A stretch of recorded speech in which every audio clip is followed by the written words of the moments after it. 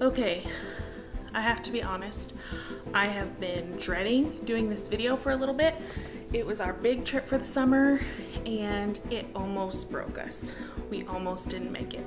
If it wasn't for two families, I don't think we would have made it happen.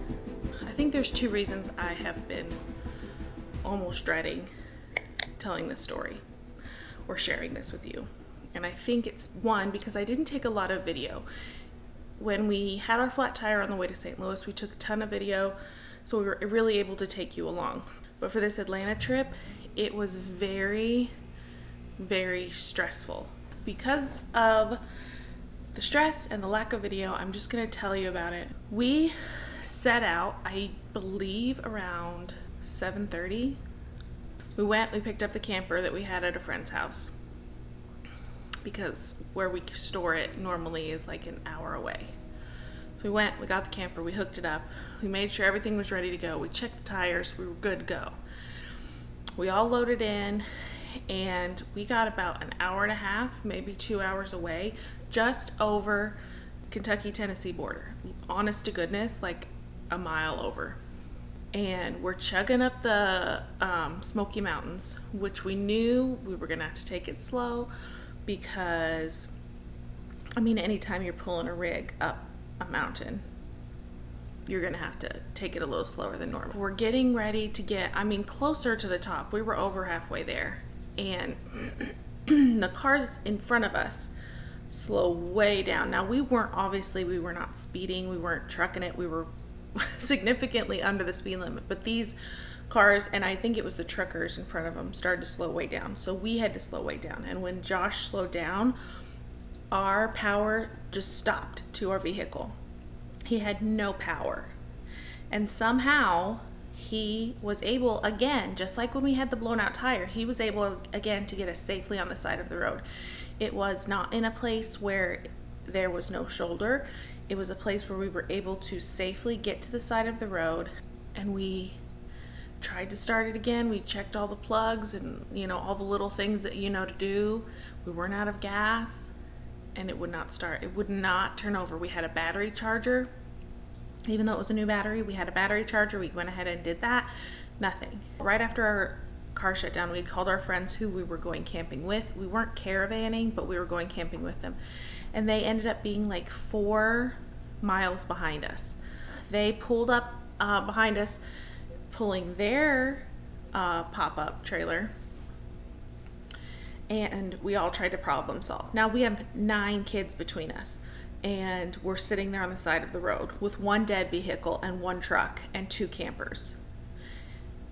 It was like a nightmare. We're problem solving. We decided that while we're trying to get the car to go and while we're trying to figure this out as calmly as possible, that they would take their kids and their camper to the exit before us and drop them off there, and Brian would come back in his truck. Then he comes back. We're still trying to figure things out. He takes our kids again back up and around to the previous exit so that his wife could watch them and they could eat lunch. Meanwhile, we are trying to figure out what we're gonna do. We call my sister and they're able to let us use their truck, but they're not able to come get us. They have family in town. They weren't able to help with that. We called a couple other people we knew, and they didn't feel like their trucks were reliable enough to pull our trailer and go the distance we were going, because we were going 6 hours away. So we were just really struggling. And meanwhile, all this is happening. We're trying to get the car going. We're trying to figure out how we can get our kids off the side of the road. Luckily, Brian did that. And then he came back.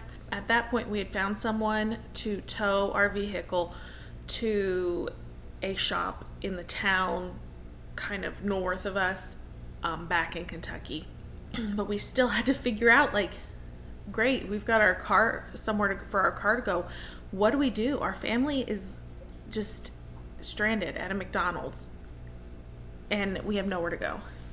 I don't think Josh and I ever said it out loud, but we were literally thinking, we can't go on. This is the one. We can't come back from this one. We're gonna have to just call it off.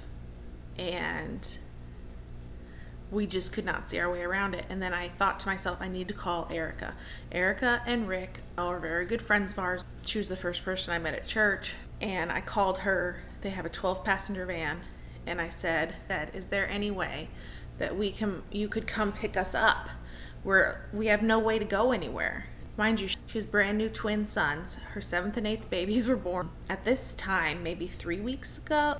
She had family in town, and she was trying to get ready for school to start. Like, there was so much going on in her life, and they were gonna drop it and come down and pick us up because they had a van big enough for us, and then take us back up to our town so we could get our van and then go pick up my brother-in-law's truck and then come back. They were gonna do all that running back and forth. It would have taken their entire day. So I had the idea, can we borrow your van for the trip? And instantly she said yes. And I just burst out into tears. I just felt so much relief because they were just willing to drop everything and come get us. And then they were willing to drop everything and let us borrow their vehicle for a week to tow a trailer. Like, it was a huge thing. And to them, it was just, I said, do you need to stop? Do you need to talk to Rick? Do you guys need to discuss? She said, no, just do it. And I mean, there still to this day are not words that I can express how much that helped us. Like, I think to them, it was like, of course we're going to let you borrow our van. Like, no big deal. Do it. But to us, it was like, you are making it happen for us. Like, without you, we can't do it. So the Snows are the one of the families that really helped us. I mean, there's got to be a better word than helped us. Saved us.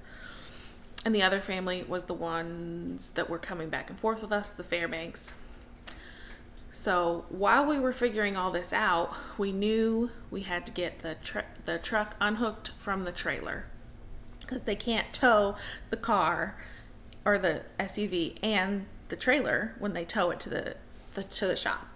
So we used some cables or ropes or something and hooked up the truck to the front of our SUV and unhooked the trailer, pulled the SUV with the truck and enough room that we could get the truck in front of the trailer. Then we switched hitches because, by the way, their pop-up camper has a different hitch and ours has a normal ball hitch. So each time we had to switch, we had to not just switch campers, we switched hitches. So we hook up the truck to our camper. We leave our car there. We left the keys and we took our camper and all 3 of us back up and around to where Eliza had all 9 kids. And we unhooked our trailer next to theirs. And then instead of having Rick drive down and get us and then having to drive him back up, Brian and Josh drove up in the truck, picked up their van, gassed up, and then came back down, which sounds super easy, but it was about 4 hours round trip. So from the time we dropped Eliza off with the first batch of kids at the McDonald's to when the dads showed up with both vehicles was 5 hours. We kept 9 kids. No, that's wrong. The dads took 2 with them. So only 7 kids. We kept them entertained at the McDonald's without getting kicked out for 5 hours.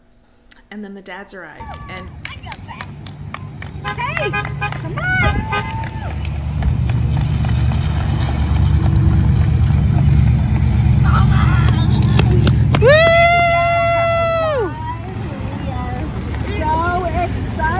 We're saved! Look at them! These lonely trailers! These lonely children! Woo! And at this point, we were so exhausted. It had been such a long day. So we called the campground, let them know we had some issues and we weren't going to make it. And they said the gates close at 12, so as long as they're there before midnight, then we'll be fine. So we hooked up the trailer.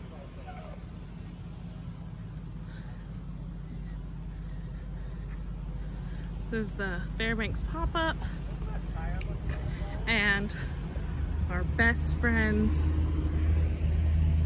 big old van. Then on this side we have our our camper and their truck. We're playing a little bit of yours, mine, and ours, and we're gonna make it happen. And off we went. And again, it sounds so simple now that I'm saying it, but the level of stress was through the roof. For probably 45 minutes, I was stranded. I did not know what I was gonna do. I did not know how I was gonna get my family. So without the Fairbanks, who were back and forth and up and down and in and out and all around getting us places, being patient, that this is their vacation too. Without our troubles, they would have been to Atlanta at a nice decent hour, been able to set up their rig. It would have been a stress-free trip. But because they were traveling with us, it was crazy. And without the Snows, who literally dropped whatever they were doing and let us take their van for a week to haul a trailer. I mean, without those two families, we would not have been able to do this. And that's definitely something I learned. We have been able to do a lot of the stuff to make it happen, and that's our whole reason for having this channel, is to show you that big families on a small budget, or even single people with a small budget, or whatever it is, can make it happen. It may be a little different than you expected, but you can make it happen. And something I've learned through this trip is that sometimes you can't do it alone. We could not have done that trip alone. If it hadn't been for those two families, we wouldn't have gone to our trip in Atlanta. 100%. There's no exception. We would not have been able to do it. Join us next week and find out if we hit any more obstacles on our way to Atlanta. Can we make it to the campground before the gates close, or do we have to spend the night on the side of the road?